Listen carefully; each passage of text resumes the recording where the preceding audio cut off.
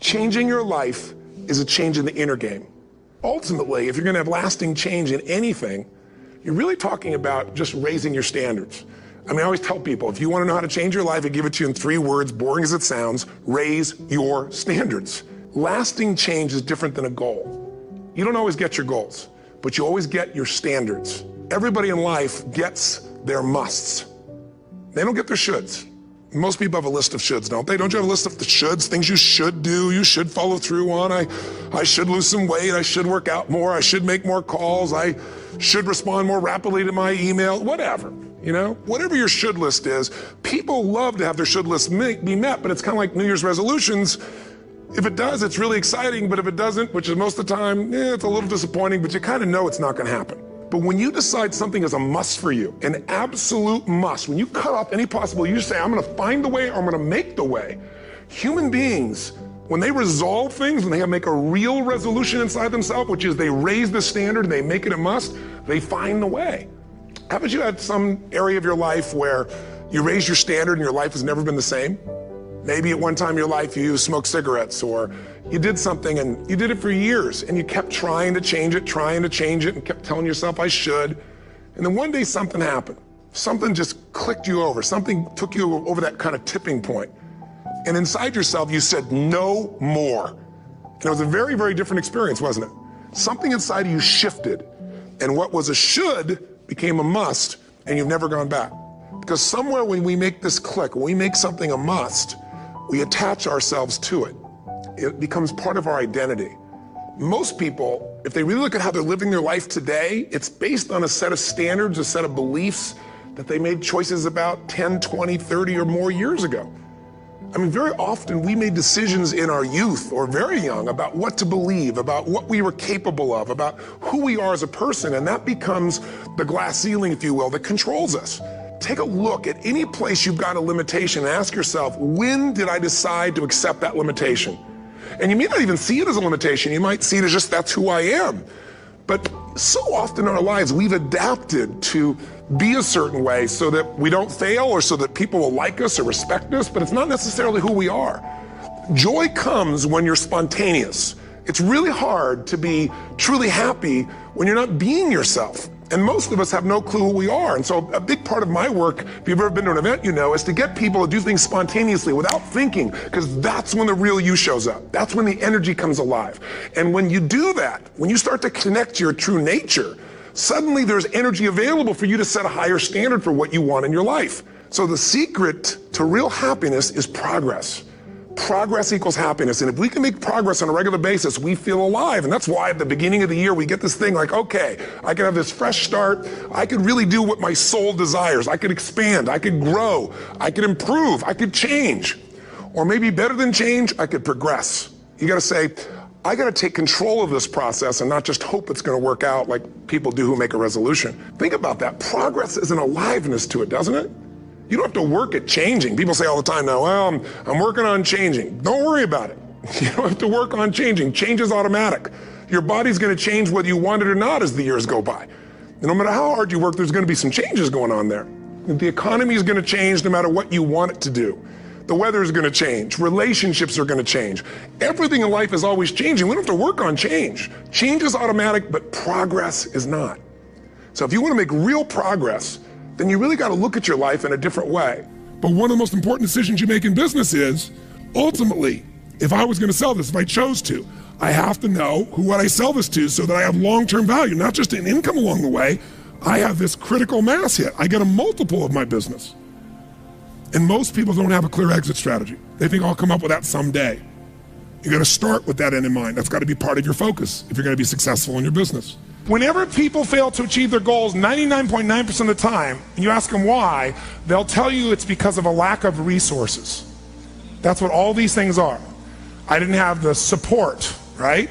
I didn't have the money. We didn't have the time. We didn't have this, we didn't have that. There's a resource that people believe is missing. And that resource belief structure then keeps people from ever being able to really lead. Because what leaders do is they find a way to maximize whatever resources they have, as little as they may be, and they don't believe in limited resources. Resources are interesting, but the ultimate resources are the feelings of emotion that make you resourceful. Success and failure are not giant events. They don't just show up.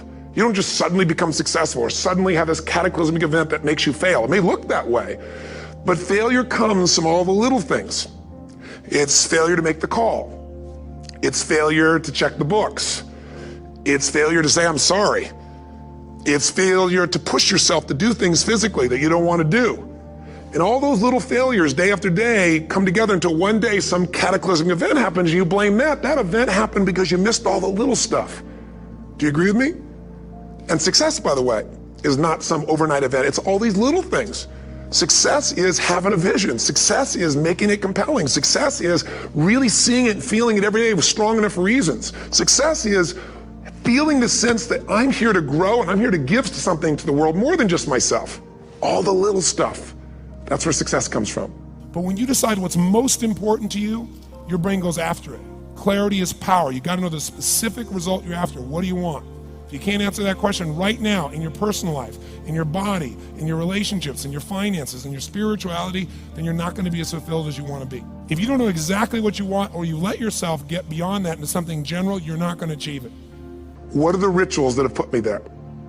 Because whatever results you're getting, even if you don't like the results, there's some rituals that are keeping you in that place.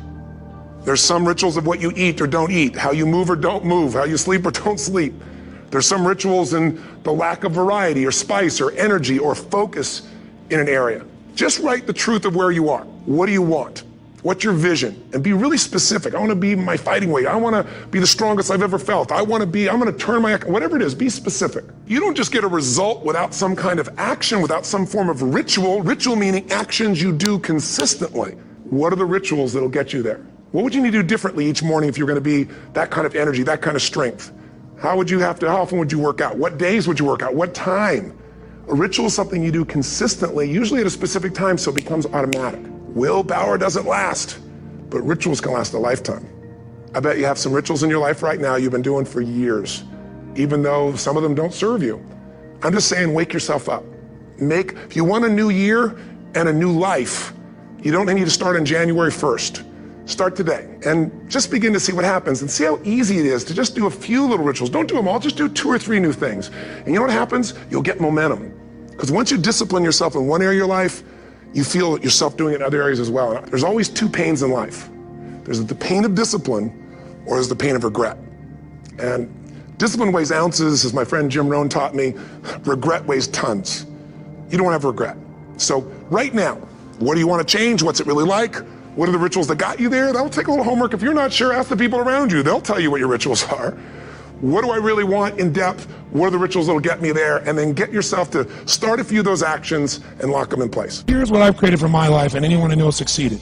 I'm a 17-year-old kid from Azusa, California, with no real education other than self-education, with no background, with no money, but I did one thing. I love people. And I had an enormous demand I made upon myself, and I sculpted my mind and my emotions to get me to do whatever it would take to achieve and to contribute. But to do that, I did it by using my body and changing my focus. I did it by putting myself in a peak physiology and using what I call incantations. So starting when I was 17, I started doing incantations, not affirmations. Affirmation, you go, I'm happy, I'm happy, I'm happy, I'm happy, I'm happy. What's the problem? You haven't changed your what?